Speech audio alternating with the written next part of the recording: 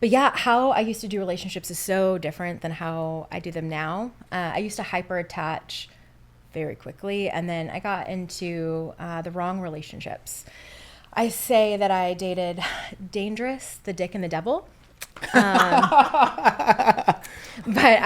quite the range. Yes. I'm gonna for sure order your book because you're away with words. Covers everything. Oh man, I'm buying that book. Yeah. So one thing that I decided 2.5 years ago was to do things differently. And with the input of Dr. Henry Cloud and Kate and JJ Tomlin with Heart of Dating. Shout out. Yes, I took School of Dating. I'd planned Kate and JJ's wedding, and they challenged me to take this dating challenge. So what is the dating challenge, you say? And it is, it's dating multiple people for 60 to 90 days without committing and without kissing, okay? Yeah, let's go. You're going to kiss the rest of your life. You're fine. It's fine, okay? So I didn't want to do it because doing a challenge like that means a lot of rejection. And that was the last thing that I ever wanted to do.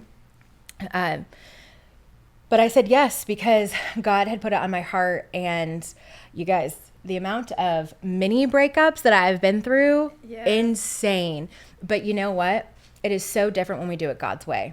Because every breakup I have had, I've left the man better off. So good. And if a man has not left me better off, I still took the higher road. Wow. And I will say that throughout this process, I did get into one relationship.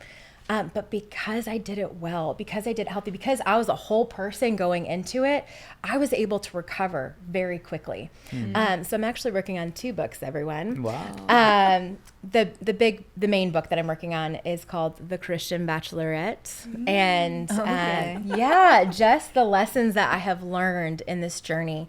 But going through the breakup, I learned how to break up well. So when you date well, you can break up well. Which isn't done very well, I think. Typically it's all over the place. I would say like it feels like I haven't like took stats. It feels like 95% of breakups are always not always the most ugly, but it's just always like super weird and awkward and yeah, most of them. Yeah, how do you do it well? Yeah. Can I tell you? Tell us, girl. I mean, not an expert by any means, but I think the first thing is accepting that it's over. Like this acceptance, and like I had to get him out of my apartment, meaning like photos, anything that reminded me. Like first thing, like clear the room, like clear the room, right? And then it's got to get your team together. Who can you go to cry, to eat chocolate, to drink wine, to not talk, to watch a movie, to go on a walk, getting your team together to speak truth.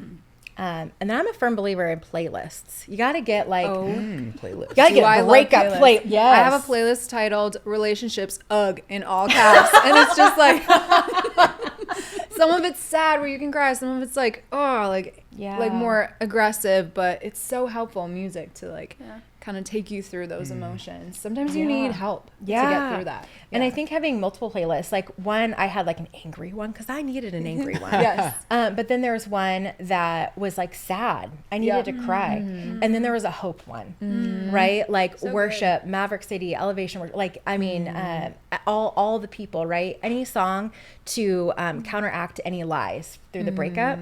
And I think like, what was the lesson that I learned from this, and how can I do it different?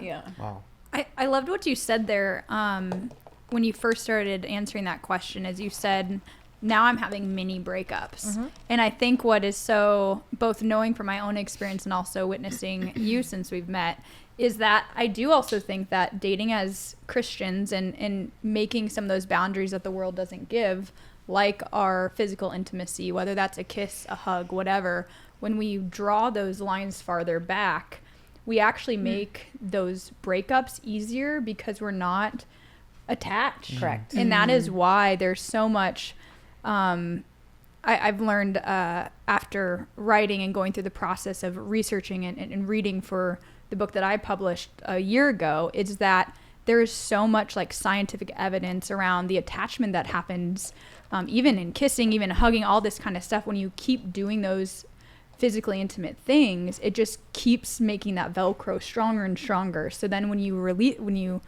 have to pull away, if you don't give enough time, if you don't give a 60-day or something that holds back some of that stuff, you then find yourself having to grieve almost like when I went through a breakup, since I was living with the person, it was like a divorce. Yeah. Oh, yeah. We had You our whole had life soul ties. integrated. Yeah. Yeah, totally.